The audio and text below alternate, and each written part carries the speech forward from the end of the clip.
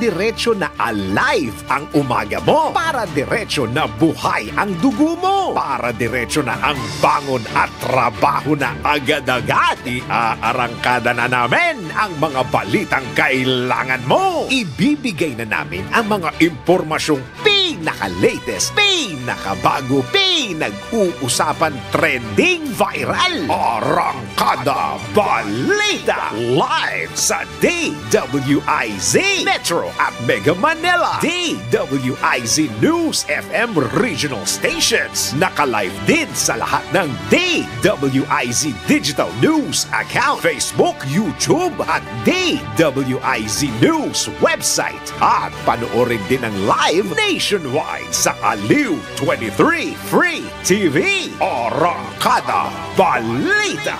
Arangkada na sina Drew Nasino at si Ate Juday, Judith Estrada Larino. Gising ang morning mo sa Arangkada Balita.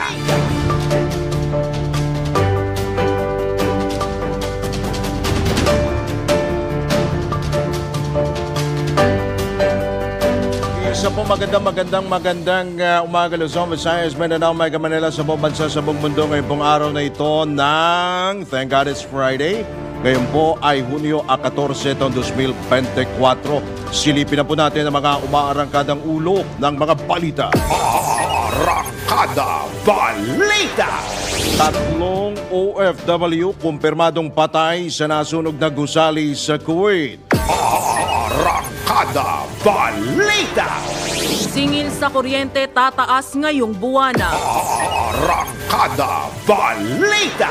Hirit naman ang karagdagang alokasyon ng tubig ng MWSS, aprobado na ng DNR and WRB. Arangkada Balita. At para sa balita sa ibayong dagat, 42 katao patay sa pag-atake ng rebeldeng grupo sa North Kivu, Congo. Arangkada Balita. Sa sports, Japanese MMA fighter Chichiro Suzuki saludo kay boxing icon Manny Pacquiao. Arangkada Balita. At para naman sa balita sa mundo ng showbiz, Bea Alonzo nilinaw na hindi siya nakipag-break kay Dominic Roque. Arangkada Balita. At ang tabayanan mamaya, kung makakaabot sa viral na balita, lola na nagtatrack ng biyahe ng kanyang mga apo kinaantigan. Drew Nasino at si Ate Juday. Arangkada Balita. Sa oras na 6 na sandali makalipas ang alas 5 na ng morning, dito pa rin po sa Impila may todong lakas DWIZ 882 at Aliw Channel 23. Kami po ang inyong mga makakasama hanggang alas 6 po tayo. Sa ngalan po ni Miss Judith Estrada Larino, ako po si Mayan Day Palma. At ito naman po si Drew Nasino. Arangkada Balita. Sa umarangkadang ang detalye ng mga balita, kinumpirma ng Department of Migrant Workers na 3 Pilipino ang kabilang sa 52 nasawi sa nasunog na gusali sa Kuwait. Ayon kay DMW Acting Secretary Hans Leo Kakdak, namatay ang mga biktima matapos makalanghap ng usok na suffocate po sila. 2 Pinoy naman ang nasa critical na kondisyon na kasalukuyang nasa intensive care unit, habang ligtas naman ang 6 na iba pa. Sa ngayon ay nakikipag-ugnayan na ang ahensya at ang Overseas Workers Welfare Administration o OWAS sa pamilya ng mga apektadong OFW para bigyan ang mga ito ng tulong at suporta. Inatasan naman ni Kakdak ang OWA at Migrant Workers Office na makipagtulungan sa Philippine Embassy sa Kuwait upang maiuwi sa bansa ang labi ng 3 biktima. Una nang nagpaabot ng pakikiramay sa gobyerno ng Kuwait ang Philippine Embassy matapos nga ang nasabing trahedya na ikinasawi ng 52 individual. Arangkada Balita. Kaugnay niya, arestado na ang 3 individual na hinihinalang dahilan ng pagkamatay ng mahigit 50 katao sa nasunog na gusali sa Al-Mangaf, Kuwait. Itong kinumpirma ni Kuwaiti Foreign Minister Abdullah Al-Yaya na kabilang sa mga naaresto ang isang Kuwaiti at 2 dayuhang residente dahil sa sinasabing naging kapabayaan ng mga ito sa pagsunod sa security measure at fire regulations. Patuloy na iniimbestigahan ng mga otoridad ang sanhi ng sunog, bagaman una nang sinabi ng Kuwait Fire Force na posibleng electrical short circuit ang pinagmula ng apoy. Samantala nangako naman si Interior Minister Sheikh Fad Al-Yused na agad natutugunan ng labor overcrowding at kapabayaan sa mga manggagawa kasunod ng pagbabantang ipapasara ang mga gusali na lumalabag sa mga panuntunan sa kaligtasan. Arangkada Balita! Sa iba pa ring tampok na balita, inanunsyo na ng Meralco ang panibagong dagdag singil sa kuryente. Aabot po yan ng malaki po ito, 64 centavos kada kilowatt hour ngayong buwan. Ito'y bakarang tumaas ang presyo ng kuryente sa WESM o Wholesale Electricity Spot Market na resulta ng serye ng yellow at red alert status sa Luzon at Visayas grid sapagkat 33% ang kinuhang supply mula sa mga nasabing power power utility noong Hunyo. Dahil dito umabot na sa mahigit 12 pesos ang kada kilowatt hour ng singil sa kuryente ngayong buwan mula sa mahigit 11 pesos kada kilowatt hour noong Mayo. Katumbas ito ng halos 129 pesos na dagdag singil sa mga customer na kumukonsumo ng 200 kilowatt hour. Pagdating nito, hinati naman ng Meralco ang kanilang generation charge kahit sa halip na 48 centavos kada kilowatt hour ang kanilang pababayaran sa mga consumer, 35 centavos kada kilowatt hour na lamang ang sisingilin sa mga consumer ngayong buwan. Arangkada Balita! Posible namang bumaba na ang singil sa kuryente sa susunod na buwan. Ito ang inanunsyo ng Meralco dahil mababawasan na ang power demand ngayong opisyal nang idineklara ang tag-ulan. Gayunman nakadepende pa rin ito sa kung gaano kalaki ang konsumo ng kuryente kada buwan. Samantala sa panayam ng DWIZ, binigyang diin ni Energy Regulatory Commission Chairperson Attorney Mona Lisa Dimalanta na hindi magagarantiya na bababa na ang singil sa kuryente. So far po, itong pangalawang linggo na po ito na naka-normal status tayo. Wala po tayong red alert, yellow alert. So hopefully nalampasan na po natin yung crunch na galing sa heat wave. Kaso po, dapat po medyo maghanda pa rin tayo kasi papasok naman po tayo sa bagyo. So marami pong supply, kaya lang po ang kailangan naman po yung linya, walang magkaproblema para po tuloy-tuloy lang po yung daloy ng supply natin. Yan po ang tinig ni ERC Chairperson Attorney Mona Lisa Dimalanta sa panayam ng DWIZ. Arangkada Balita! Ipinagutos naman ng Energy Regulatory Commission o ERC na utay-utayin ang pagbabayad ng Meralco at electric utilities sa biniling kuryente sa spot market simula ngayong Hunyo hanggang Setyembre po iyan. 4 na buwan. Dahil dito, kapag umabot sa 2 pesos kada kilowatt hour ang presyo o dagdag presyo ng kuryente mula spot market, dapat itong hatiin sa tig 50 centavos kada kilowatt hour simula ngayong buwan, Hulyo, Agosto hanggang Setyembre. Gayunman hindi pa matiyak kung mahahabol ito sa bill ng Meralco ngayong Hunyo na nasimulan ng ipamigay sa mga consumer. Pagdating nito, maaari ring ihabol na lamang sa bayarin sa Hulyo ng nabanggit na power utility ang dagdag presyo ng binili nitong kuryente sa spot market. Arangkada Balita! Nilinaw naman ng Energy Regulatory Commission ang pagpayag sa Meralco na utay-utayin na bayad sa singil sa kuryente. Ayon kay ERC Chairperson Attorney Mona Lisa Dimalanta, malaya ang ilang electric cooperatives na magdesisyon kaugnay sa staggered sa singil sa kuryente.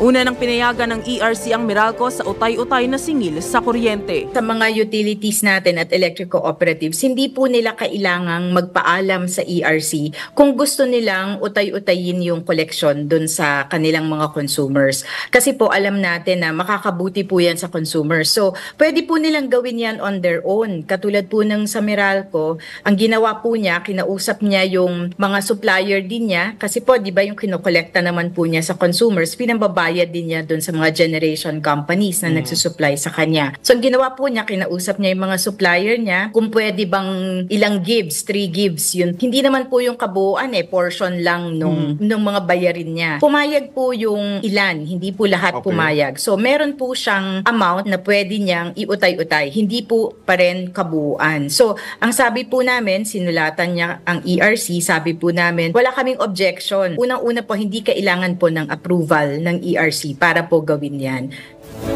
Yan ang tinig ni ERC Chairperson Atty. Monalisa de Malanta sa panayam ng DWIZ. Arangkada Balita! Sa oras na 13 sandali makalipas ang alas 5 na ng morning, sa pagkakataon ito, tanggap po tayo ng ilang mga pagulat-bot sa labas ng impilan. Unahin natin ang pag-uulat mula sa Palasyo ng Malacanang. Pangulong Marcos nanawagan sa mga mambabatas na aprobahan ng 17 LEDAC priority bills na una ng sinertipikahan bilang urgent.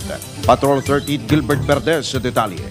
Nanawagan si Pangulong Ferdinand Marcos Jr. sa mga mababatas na ipasa na ang mga priority bills na una ng sinertipikahan bilang urgent ng LEDAC o Legislative Executive Development Advisory Council. Ayon kay PBBM, ang 17 bills na ito kung maaari ay lumusot na at maging ganap ng mga batas bago matapos ang taong kasalukuyan. Pagbibigay diin ng Pangulo, ang mga panukalang batas na ito ay mas inklusibo, people-centered o tumutugon sa pangailangan at kapakanan ng mga tao at magbibigay ng maraming benepisyo sa kanila. Kapag pumasaan niya ang mga panukala at maging ganap ng batas, ay makakaambagaan niya ito sa pambansang pag-unlad at magpapabuti sa kalagayan ng ating mga kababayan. Ilan sa mga priority bills na nais ng Pangulo na maging ganap na batas bago matapos ang taong kasalukuyan ay ang Anti-Agricultural Economic Sabotage Act, Anti-Financial Scamming Act at iba pa. Patrol 13, Gilbert Verdes para sa Himpilang May Todong Lakas,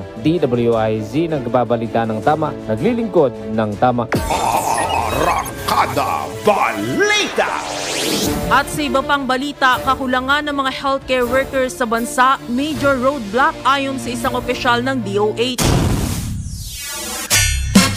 Ang detalye ng balitang yan, ihahatid ni Patrol 5 Aya Yupangko. Itinuturing ng isang opisyal ng Department of Health o DOH na isa sa mga major roadblock ang kakulangan ng healthcare workers sa harap ng isinusulong itong mapabilang ang mga Pilipino sa healthiest o pinakamalusog sa Asia sa 2040. Ayon kay Dr. Adril Pizarra, Medical Officer 4 ng DOH Health Policy Department and Planning Bureau, kailangan na itong iprioridad ng pamahalaan. Hindi niya sapat ang mga plano at pondo kung wala namang healthcare workers na magpapatupad ng mga programang pang-medikal. Kulang ang bansa, kulang ang Pilipinas ng mahigit 175,000 healthcare workers, kabilang yung mga nurse. Ito sa Patrol number 5 ay pangkumparasin Pilipino ng Lakas, DWIC. Nagbabalita ng tama, naglilingkod ng tama. Arangkada Balita!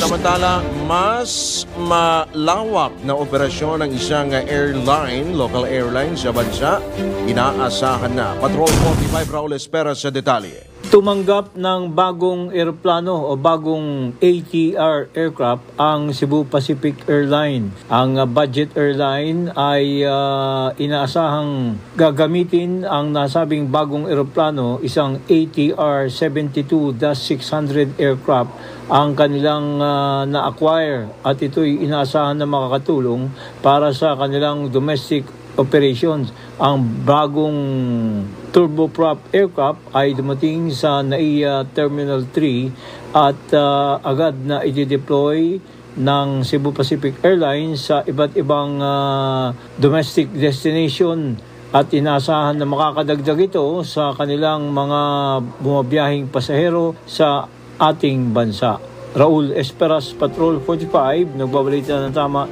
naglilingkod ng tama sa Himpilang May Todo Lakas, DWIC.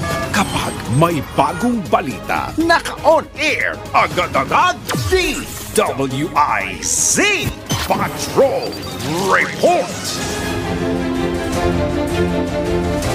Samantala, tanggap naman tayo ng mga pag-uulat mula sa ating Metro Patrol. Caloocan, naglunsad ng housing caravan. Target ang 1,500 families na makakuha ng mababang pabahay. Ang detalye ng balitang yan ihahatid ni Mama Beth Samson. Mama Beth? Nagsagawa ang lokal na pamahalang Caloocan ng kauna-unahang housing caravan bilang bahagi ng pambansang pabahay para sa Batang Kangkalu program na ginanap sa Caloocan City Sports Complex bilang pagtugon sa Executive Order No. 34 Series of 2023 ng Pangulong Bongbong Marcos Jr.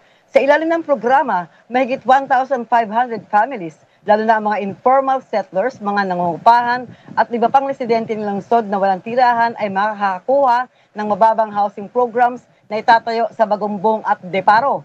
Ayon kay City Mayor Del Gonzalo Along Malapitan, malaki ang kanyang pasasalamat sa Department of Human Settlement and Human Development, NHA at lalo na sa Haro dahil sa kanilang pagkilos na tulungan ng mga kababayan na magkaroon ng sariling tahanan. Aniya, layunin ng housing caravan na bigyan ang mga mamamayan ng impormasyon tungkol sa mga pabahay sa Bagumbong at Deparo, kabilang na rin ang proseso sa pag-apply. Payo ng alkalde, tandaan lang na uunahin sa mga makakakuha ng murang pabahay ang mga talagang nangangailangan katulad ng mga informal settlers upang matulungan silang mabilis na makapagsimula ng bagong buhay. Pinayuhan din ng mga Batang Kangkalu na huwag mag-alala dahil titiyakin ng pamahalang lokal na magsasagawa pa ng mga programa upang magkaroon pa ng mga mas maraming mura at malapit na pabahay sa lungsod ng Caloocan. Ako si Metro Patrol Beth Samson para sa Himpilang May Todong Lakas, DWIZ. Nagbabalita ng tama, naglilingkod ng tama. Arangkada Balita! Kangkalu, magtungo naman tayo sa probinsya. Dalawang individual na nalinlang ng Communist Terrorist Group nagbalik loob na sa gobyerno.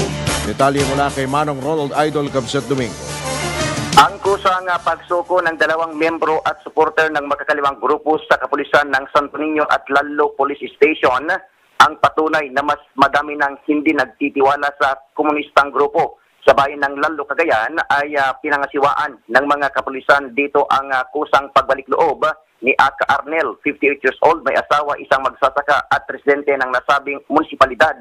Ayon dito ay isa siyang dating regular na membro ng Communist Terrorist Group kung saan ay inihag niya na noong taong 1983 noong sinalihan niya ang grupong GYG, command ng grupong CTG sa ilalim ng pangasiwa ng Aka Marcial na kisali sa mga maghirap na training ng grupo na nagsilbing pasabilis, nakiisa sa kanilang recruitment, ngunit siya ay kusang nilisan ang grupo taong 1989.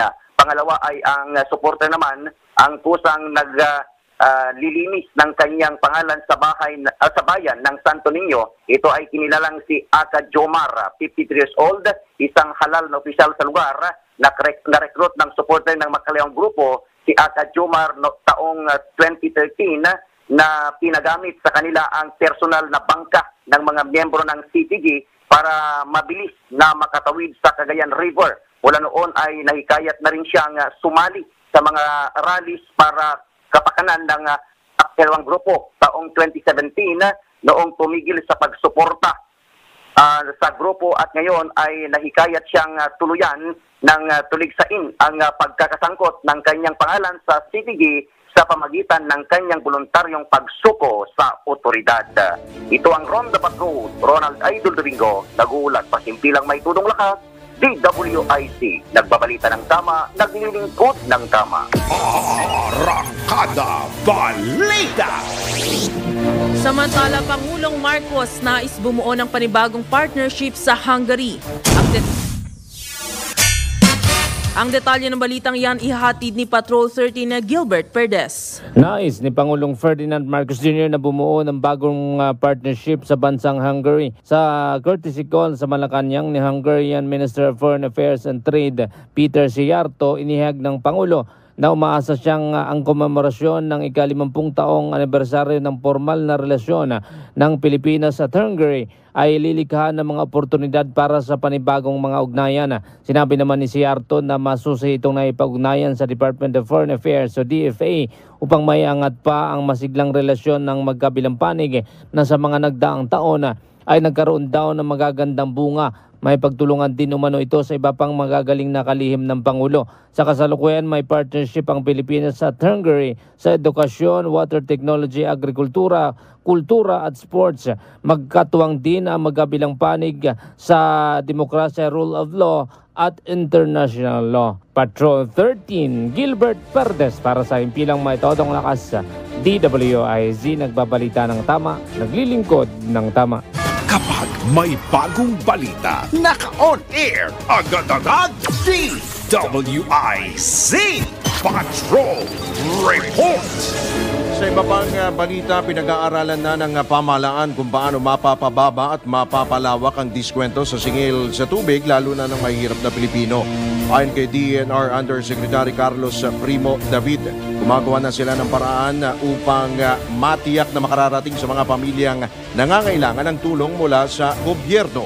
Dapat dito nagsimula ang inisyatibo matapos matuklas ang mas malaki pa ang binabayarang singil sa tubig ng mga low-income households kumpara sa mga middle at upper-income households dahil sa mas maraming miyembro ng kanilang pamilya. Arangkada Balita!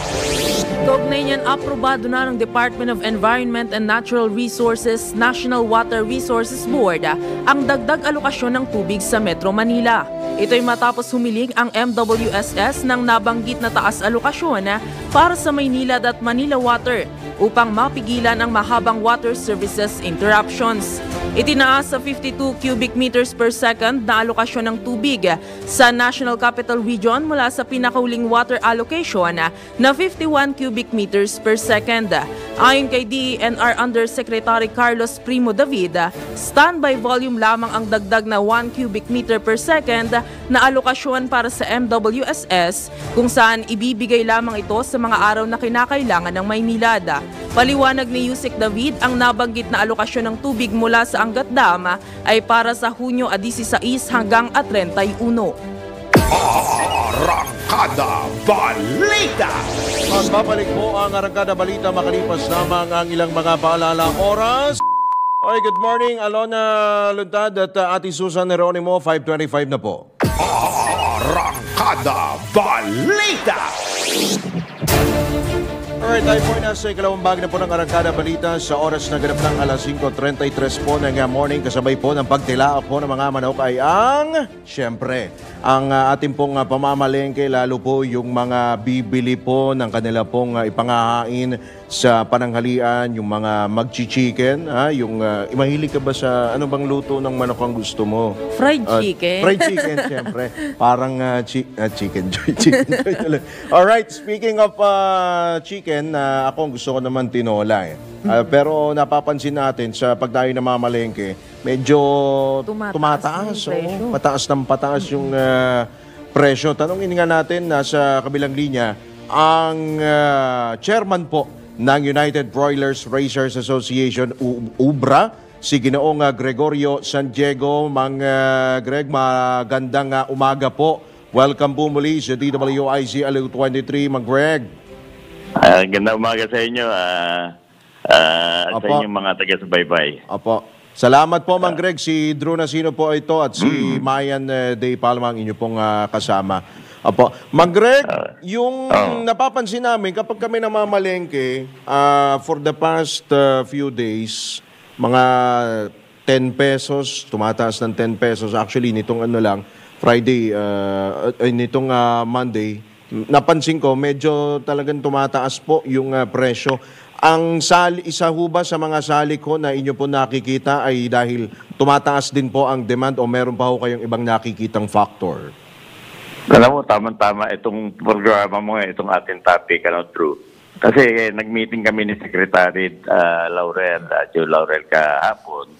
At napag-usapan yan kasi nga all over the headlines sa news kahapon, pataas daw ang presyo ng manok kasi lumilipat yung mga customer ng baboy sa manok.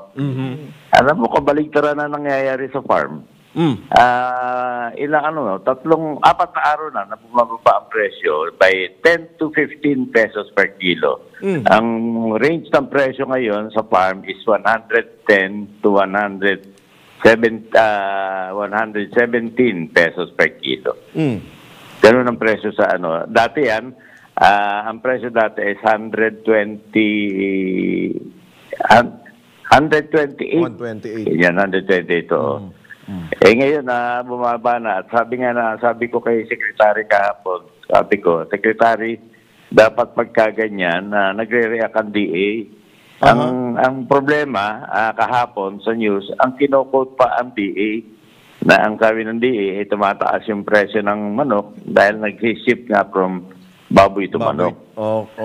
So sa meeting namin, kumpleto naman si Secretary, sabi niya, tinignan niya yung cellphone niya, mukhang updated siya everyday. Sabi niya, tama ang sa ibang palengke, 165 lang per kilo. Pero merong 120. Sabi ko, sana pagkaganyan, pero call niyo sa attention yung mga tao ng DA para magsabi kung ano talaga yung accurate na balita. Kasi kami na guguluhan din minsan, Mang Greg, pag napupunta kami ng, diba, siyempre, palengke, tapos yung iba sa supermarket, so magkakaiba ang presyo bawat lugar. Di ba? Magkakaiba. Ang sabi niya Drew kahapon, tama ka. Nung sinabi ko, sabi niya, ang range ng presyo sa mga palengke, 165 yung pinakamababa at meron din 200. So ang laki ng diferensya, hindi ba? 35 pesos yung nagiging diferensya ng palengke sa presyuhan. Sa makatwid, yung meron pa rin, malaki pa rin yung gap, di ba? Oo. Malaki. Yun ang inaano namin. Kinakatiran kasi nasa palengke, nilalakihan nila yung kanilang patong kasi nga, kukunti yung volume ng benta nila. Maaaring totoo naman yan kasi nga, yun ang sinasabi namin kay, nakakausap nila namin yung mga tiga-palengke. Kasi very aggressive draw ngayon yung mga importers Actually. Meron silang mga meat shops na ganyan, yung neighborhood meat shop, hindi para community meat shop. At ito yung nakakalaban ng mga tindera sa palengke. Sir, tingin niyo po ba yung kasalukuyang presyo ng mga manok natin ngayon sa mga pamilihan, sakto lang siya dun sa presyo ng farm gate price? Hindi, Mayan. Yun nga na ang sinabi ko. Kasi bakit may nakakabenta ng 160, may nagbebenta ng 165 per kilo? Opo. Pare-pareho naman halos yung kinukunan niya sa mga farm kasi sa totoo lang, magkakaiba din. Sabi ko, may range ka sa farm, 110 to 170. Yan depende dun sa layo ng farm na kinukunan Halimbawa, pagka ang kinukunan mo na lugar ng Pangasinan, siyempre, malayo, mas mataas yan. Malayo. Mura yun. Kasi nga, logistic cost ng biyahero, ganun? mas mataas. Siyempre. Kahit sa itlog, ganun. Pagka mas malayo, siyempre, meron dyan yung nababasagan ka ng itlog. Diba? Sa manok naman, yung tinatawag na reseko, pagka malayo yung kinukunan mo sa biyahe, kasi habang bumibiyahe, nababawasan yung timbang na manok ang tawag niya reseko So, kaya yun ang kaya nga mas malapit ang farm mo dito sa Metro Manila na pinakamalaking merkado sa manok, mas mataas ang presyo. Yun ang nangyayari. Kaya yung halimbawa, ang sa araw-araw, ang alam namin, accepted namin, pag ang farm mo nasa Rizal area, mataas ang presyo mo. Kasi una sa lahat, mas konti yung gasolina na ginagastos ng biyahero, hindi ka namamatayan ng maraming manok sa biyahe.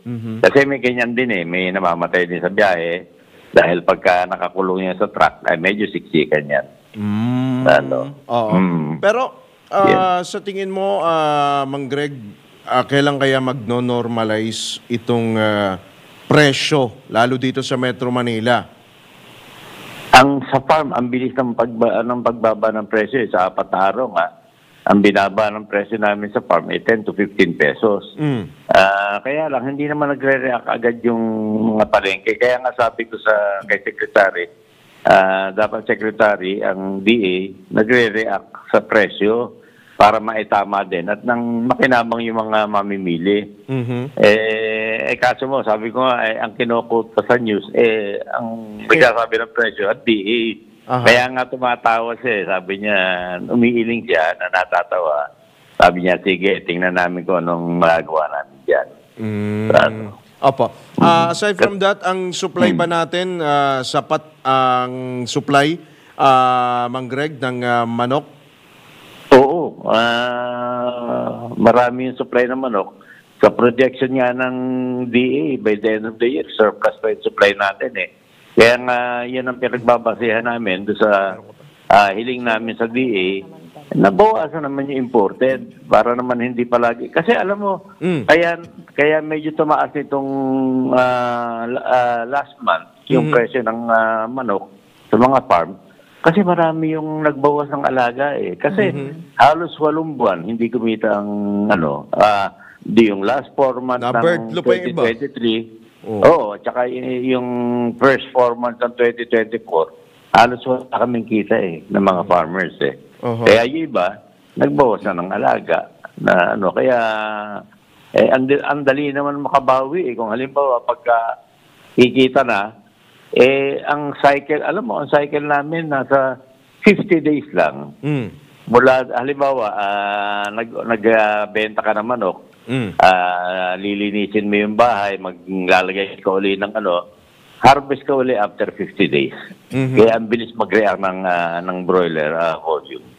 Depende yan sa presyo sa merkado. Opo. Sir, mabalik ko lang po, nitong mga nakaraan kasi, merong mga napapabalita na kaya tumataas yung presyo ng manok sa pamilihan kasi ginagawa tong alternatibo ng mga mamimili natin sa karne ng baboy kasi nga nagkaroon ng African swine fever. Sir, tingin niyo po ba nagkakaroon dito ng pananamantala yung iba kaya patuloy rin yung pagtaas ng presyo?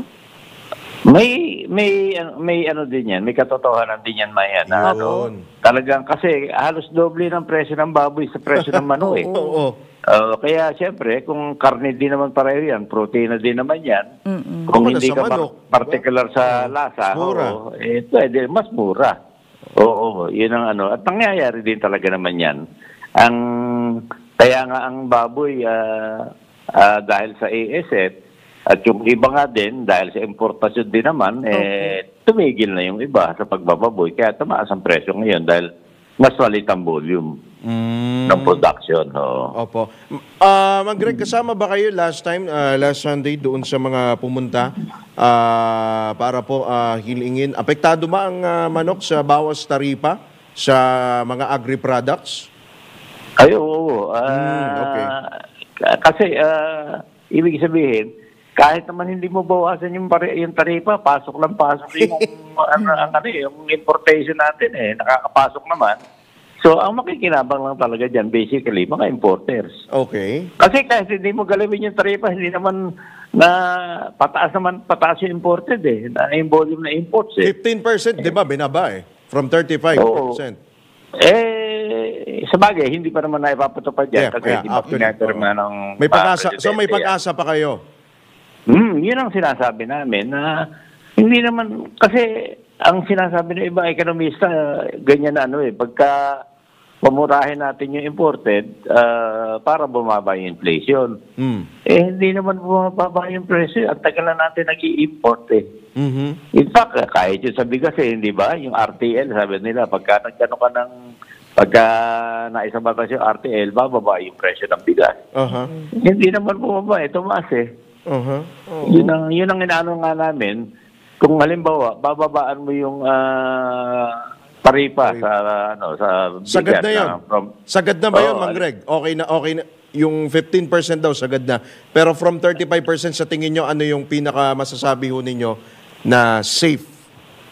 Hindi Ang sinasabi nga namin, Drew, ang tagal na natin nag-i-import yan. Yung RTL, binawasan na natin yung taripa. Actually. Hindi, tsaka binawasan na natin Yeah. ang taripa. Ang pinapangako nilang pagbaba ng presyo, hindi naman nangyari. Lalong tumaas yung presyo Kasi ang ginagawa ng mga nag-export sa atin na bansa, pagka tayo nagbabawas ng taripa, tinataasan nila yung presyo ng kanilang, halimbawa, ng bigas na ni-export sa atin. Kaya, una sila nakikinabang, pagkatapos yung mga importers natin, binubulsan din naman nila yung karagdagang kita, yung kabawasan ng tarif na binabayaran nila. Nako. So, yun ang nangyayari. Kasi sa meeting namin kahapon, kasama namin yung mga farmers, yung rice miller. Ang malungkot dito, ang kawawa na naman, lilit ang production natin ng bigas. Kasi titigil yung ibang magsasaka kung mura na naman ang bili sa kanilang mga farms ng palay. Yun ang mangyayari. At ngayon, ang lumalabas doon sa pagpupulong namin kahapon, marami yung rice mills, yung mga rice miller, na hindi na gumigiling ng palay, kundi nag-i-import na rin. Okay. So, Kasi walang kasiguruhan yung kita nila kung sila kaya ang dami nyo na palay na hindi pa nangigiling. Kaya yun ang sinasabi namin na lalong kailangan na huwag isa batas yung pinag-uusapan na yan na reduction ng tariff. Kasi nga, kamukha ngayon ang ginagawa, kaya lalo sumatama yung anticipasyon dahil nag-anunsyo na magbabawas ng tariff yung mga importers, hindi muna nag-i-import. Okay. Iniintay nila yung pagbaba ng tariff para mas malaki yung kitain nila. Okay. So, masusundan ba itong mga pulong na ito, Sir Ginoong San Diego, para po ma-address yung inyong mga hinaing? Oo, kaya inaano namin, kaya kasama kami sa pulong kasi nga, anuhin dyan, ang masama-sama yun gusto nilang bawasan ng taripa, ang bigas, sa lahat. Mais. Baboy, at saka manok, yung MDM. Sabi nga namin, kahit hindi nyo naman bawasan, tuloy-tuloy ang presyo. Sabi ko, ang problema sa natin, ang may control ng presyo, yung mga retailers. Yan tanggap naman namin yan kasi nga wala naman kaming kapangyarihan na idikta doon sa retailer o mura namin binigay sa inyo yung manok, murahan nyo sa benta. Kanya-kanyang diskarte yan Opo. Kaya nga ang laki draw ng diferensya ng yung sa data na sinabi ni Secretary. Oo nga, kasi doon sa pinakamurang palengke, 165, pero mayroon 200. May discrepancy. Okay. Oo. Ang laki. Oo. So, okay, sige. Naku, Mang Greg, marami pa tayong mga mapapag-usapan sa mga susunod na episode. Well, anyway, marami pong salamat sa inyo, Mang Greg, sa inyo pong oras. Magandang umaga po at good luck po sa inyo at God bless.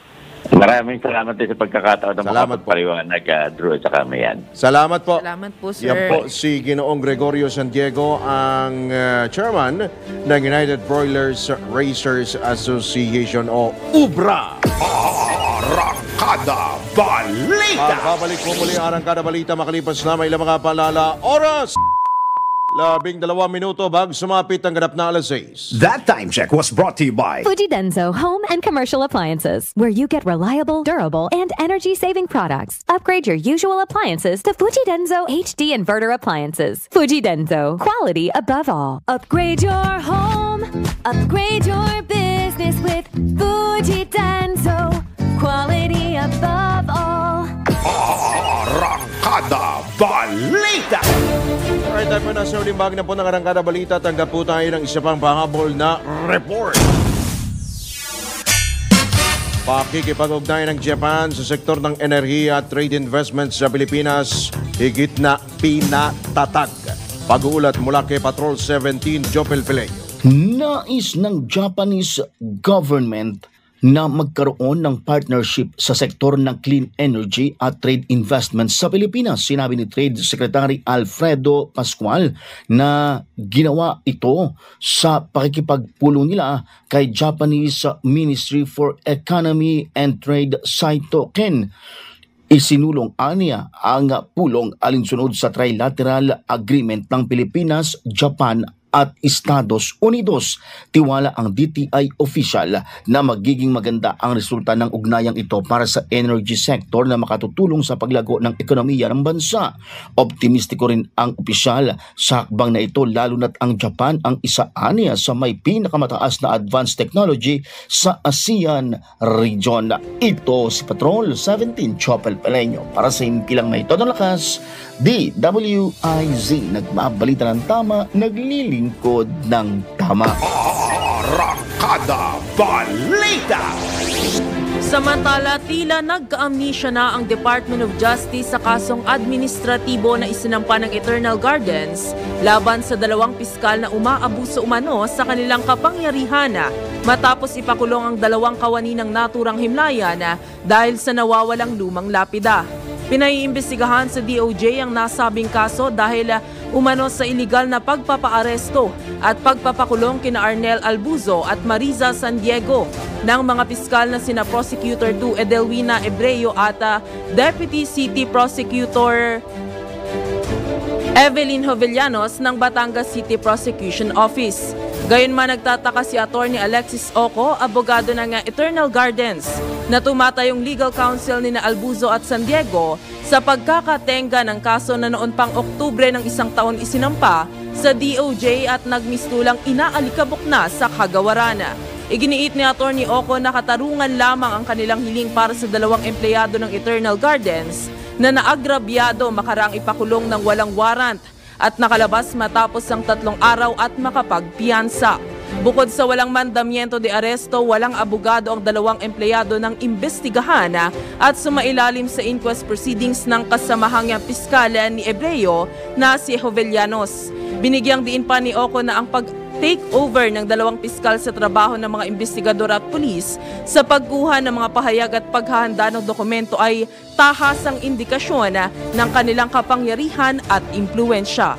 Arangkada Balita! Mga balitang dapat alam mo kahit sa labas ng bansa. DWIZ Balita sa ibang bansa. 42 katao ang patay sa pag-atake ng mga hinihinalang Islamist rebels na kaalyado ng Democratic Forces, Allied Democratic Forces sa North Kivu sa Congo. Ito ang kinumpirma ng mga otoridad. Makaraang 17 bangkay ang na-recover na nakandusay sa kalsada. Namatid na inibitahan ng mga suspect ang mga residente na magtipon-tipon sa pamilyan o sa palengke para sa isang pulong bago salakay ng mga ito at pinagbabaril at meron pa pinagtataga po gamit ang itak. Sa mundo ng palakasan, ang latest malalaman sa DWIZ Sports News. Hanga si Japanese MMA fighter Chihiro Suzuki sa karera ni 8th Division World Champion Manny Pacquiao. Gayunman determinado si Suzuki na mapataob si Pacquiao sa inaabangang exhibition match na idadao sa Saitama, Japan sa July 28.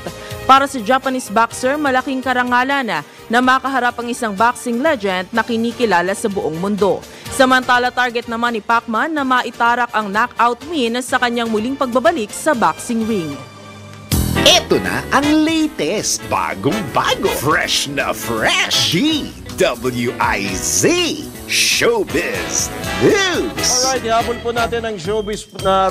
naku, grabe naman pala ito Hindi ako nakipag-break. Yan po ang binigyang diin, nanginginig pa. Yan po ang binigyang diin ng aktres na si Bea Alonzo kaugnay sa kanilang hiwalayan ni Dominic Roque. Ayon kay Bea, pinili niya ng magsalita dahil naapektuhan na siya ng mga maling kwento na kumakalat tungkol sa kanyang buhay. Iginit pa ng aktres na okay naman sila ni Dom at ayaw na niya nga ungkatin at pag-usapan pa ang kanilang paghihiwalay bilang respeto na rin sa kanilang pinagsamahan. Dito lamang Hulyo 2023 nang i-anunsyo ni Bea ang kanilang engagement at nakatakda sana silang magpakasal ni Dominic ngayong taon.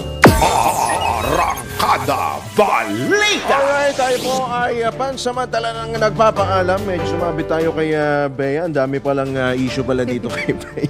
Alright, maraming salamat po pala sa ating mga kasama sa inyo center, sa lahat po ng bumubuo ng DWIZ 23. At bago tayo tuloy magpaalam, batiin po muna natin ng isa pong maligayang advance happy birthday po sa ating pong kasamahan. Of course, happy birthday sa ating pong news director, si Ms. Judith Estrada Larino. Yan, tamang-tama po yan. Happy birthday sa iyo, Ate Juday. At happy anniversary din. Happy 17th anniversary po.